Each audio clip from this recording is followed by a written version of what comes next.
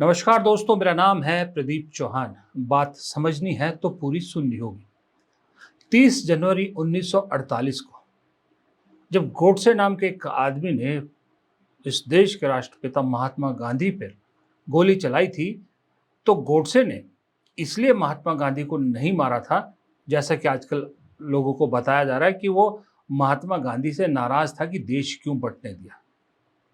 गोडसे ने गोली इसलिए मारी थी महात्मा गांधी को कि वो डरता था महात्मा गांधी से। डरता इसलिए था कि अगर महात्मा गांधी कुछ और साल रह जाते तो आज शायद ये जो ताकतें हैं जो सत्ता के बहाने इस देश में बंटवारे की कोशिश कर रही है, वो ताकतें उगती ही नहीं। महात्मा गांधी होते तो शायद ये जो जितने भी संगठन हैं जो अपने आप को हिंदू धर्म की ठेकेदार बताती हैं, इन सब को शायद जमीन भी नहीं मिलती। इसीलिए गोडसे और उनकी सोच वालों को महात्मा गांधी से डर लगता था।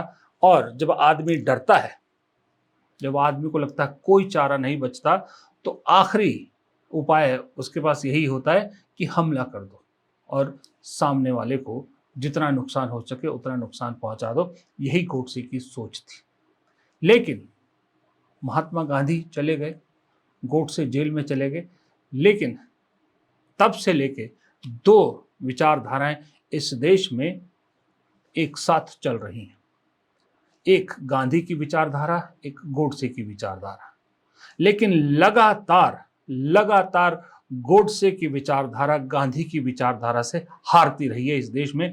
वक्त वक्त पर जब भी टेस्ट पड़ा है, हर बार गोडसे की विचारधारा गांधी की विचारधारा से हारी है। और लगातार ये साबित होता रहा है इस देश में कि गोडसे की सोच हमेशा गांधी की सोच से डरती रही है। और आज भी जब सत्ता गोडसे की सोच को समर्थन देने वालों के हाथ में है, जब सिस्टम उनके हाथ में है, जब उनकी मर्जी चल रही है, उसके बावजूद गांधी की सोच से गोडसे की सोच डर रही है।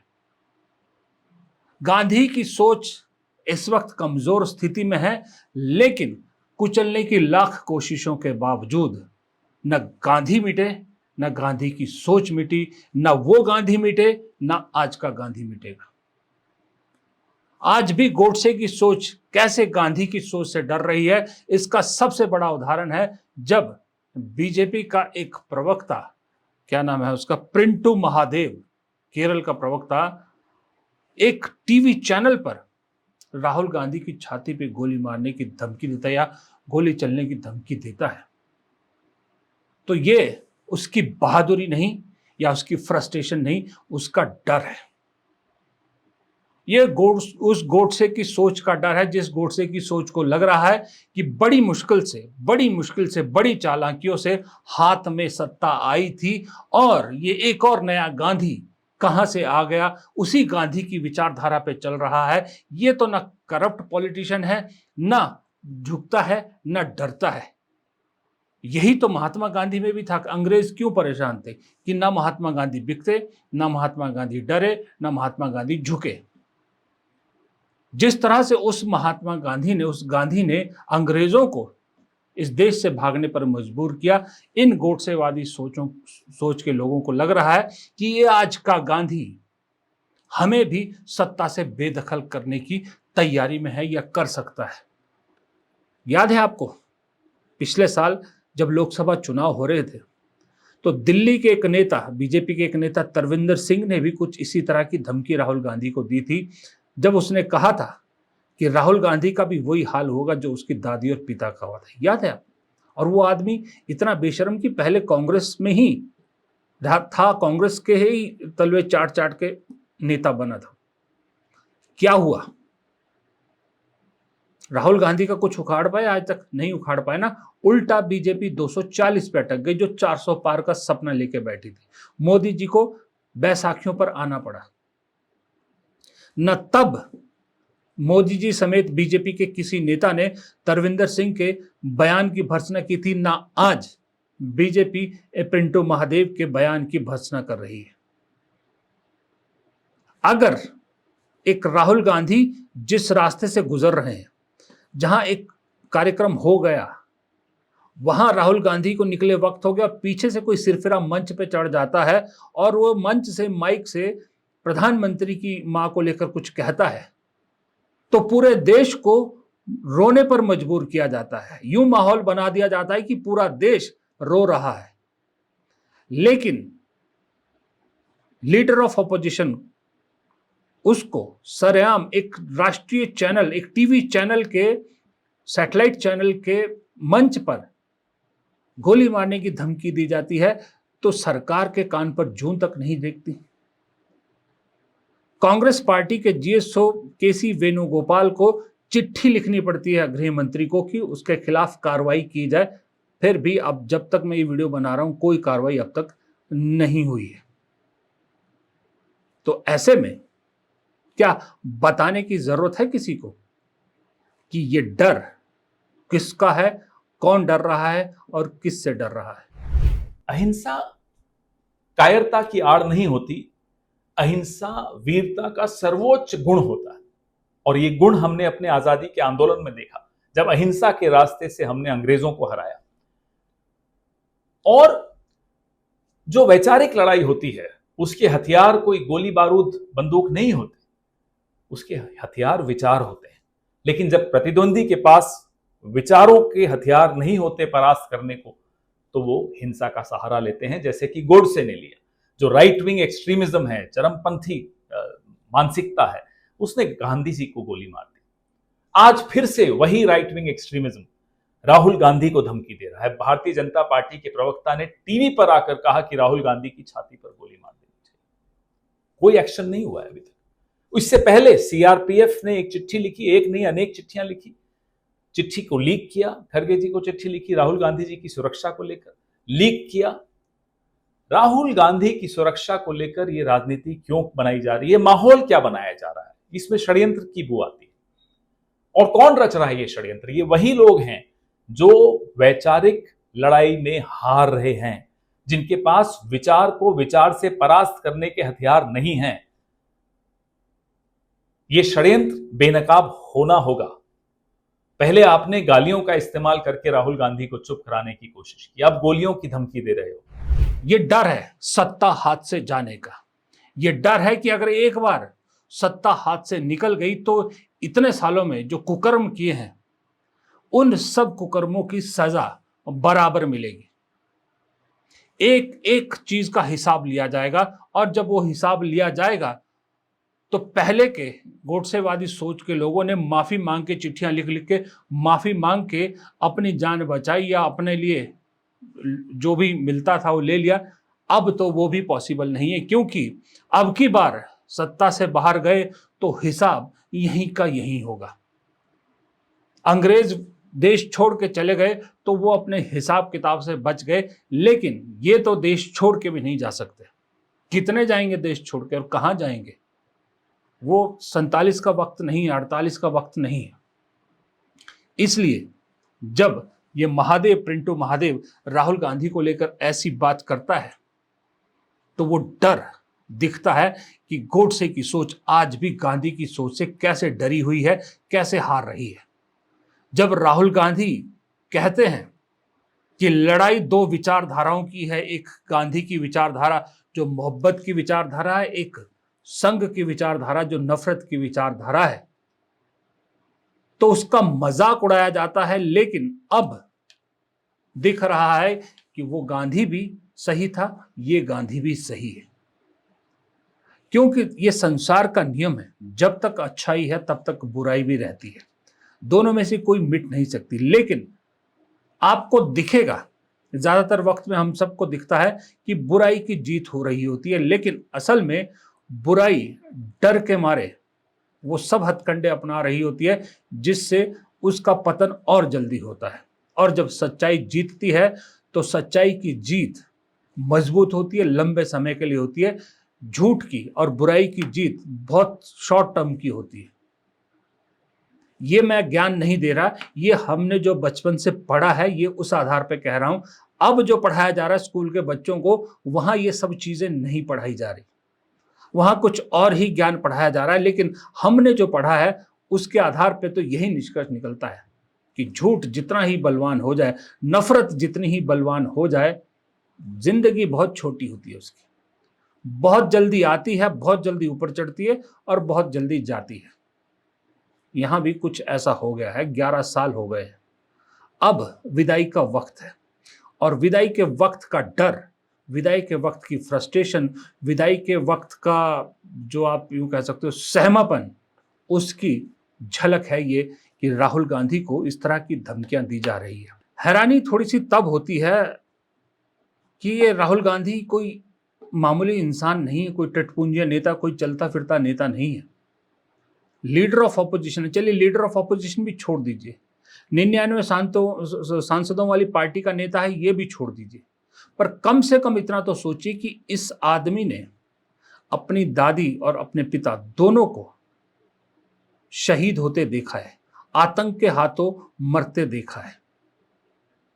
उसके बावजूद जब इस आदमी की एसपीजी सुरक्षा भी हटा दी जाती है और उस पर ये ऐसी धमकियां मिलती है, तो जाहिर सी बात है, चिंता का विषय होना चाहिए।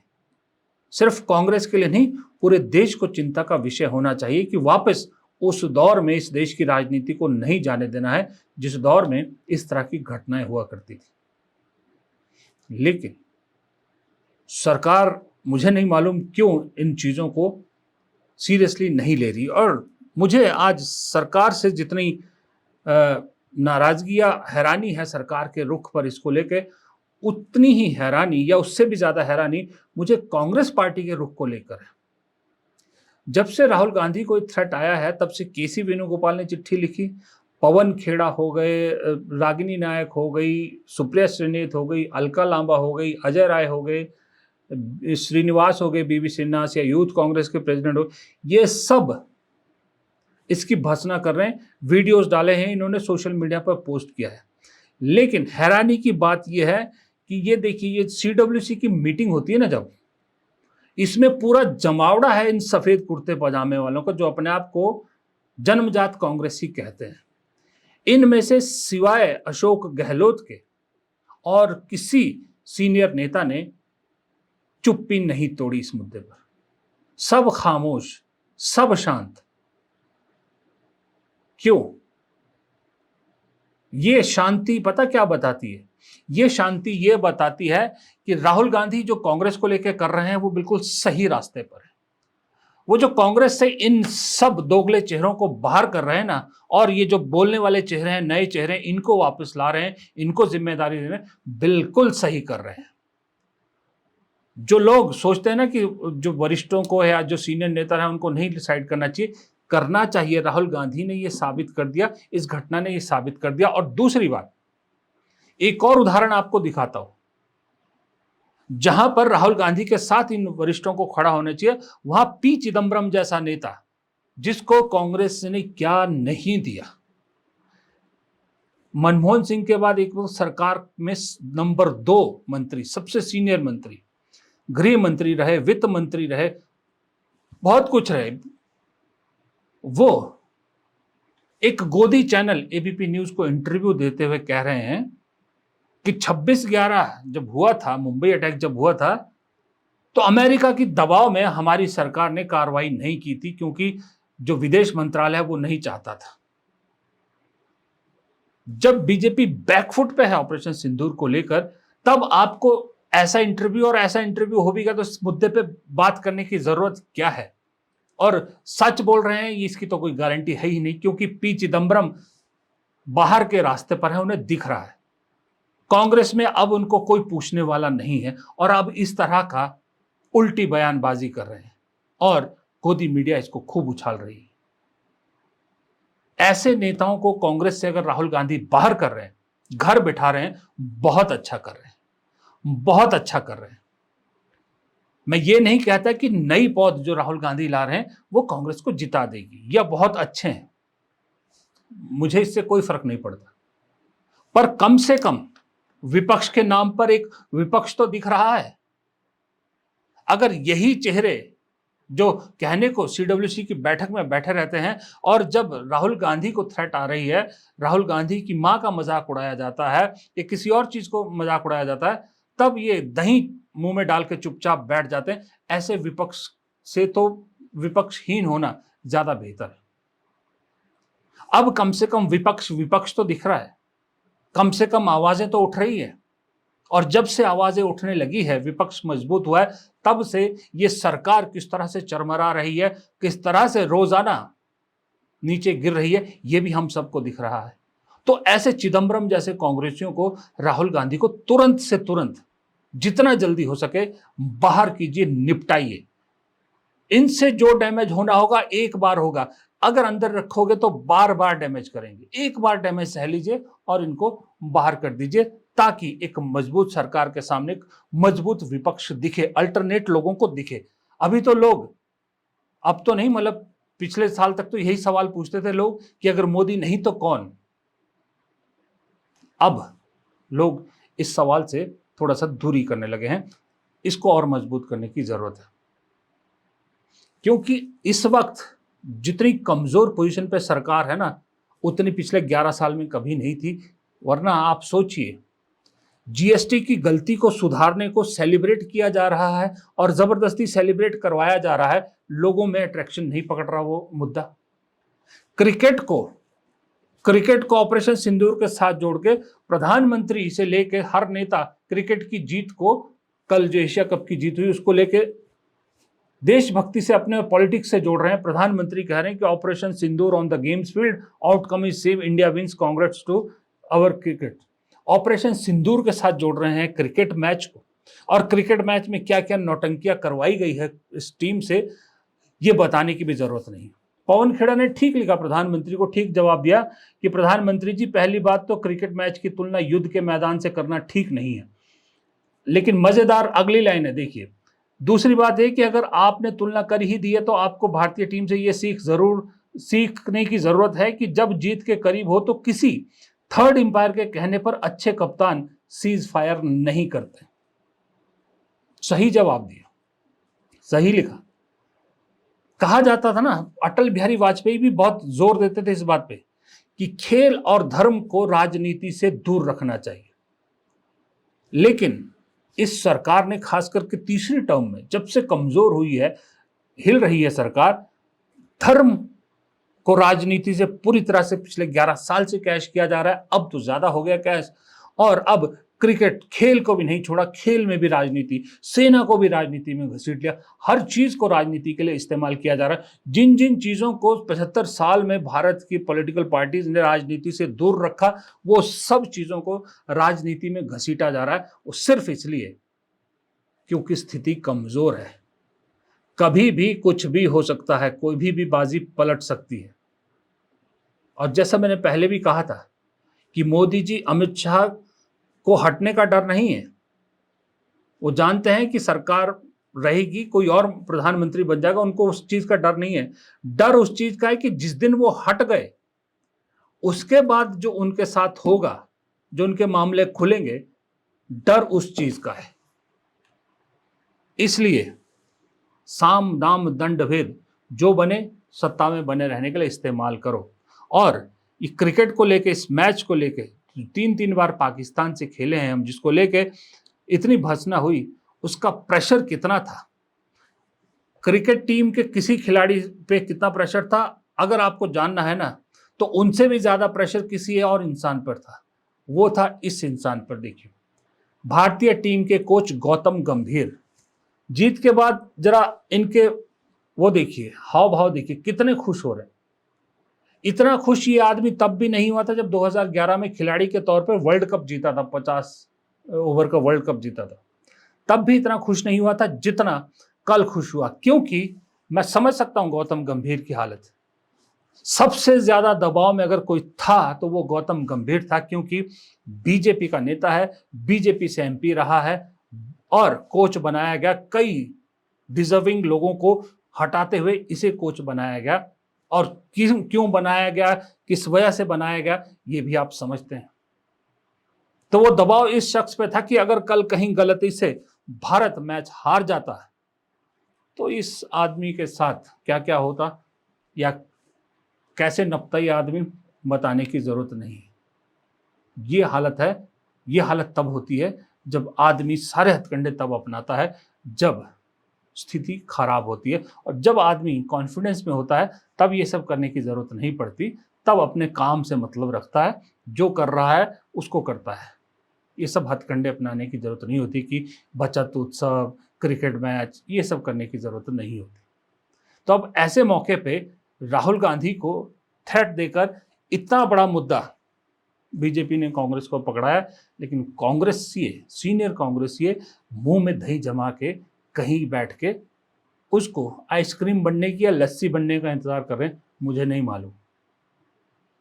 लेकिन फिर भी इस देश को समझ तो आ रहा है कि गांधी से, गोडसे एक बार फिर डर रहा है। फिलहाल इस वीडियो में इतना ही। तो वीडियो पसंद आया तो लाइक कीजिएगा, ज़्यादा पसंद आया तो दोस्तों के साथ शेयर भी कीजिएगा, लेकिन कमेंट बॉक्स में आप ज़रूर राय दीजिएगा। जो मैंने 3-4 मुद्दे उठाए, कांग्रेसियों पर भी, गोडसे गांधी पर भी, और ये क्रिकेट का इस्तेमाल जो हो रहा है, इन सब पे अपनी राय ज़रूर दीजिएगा।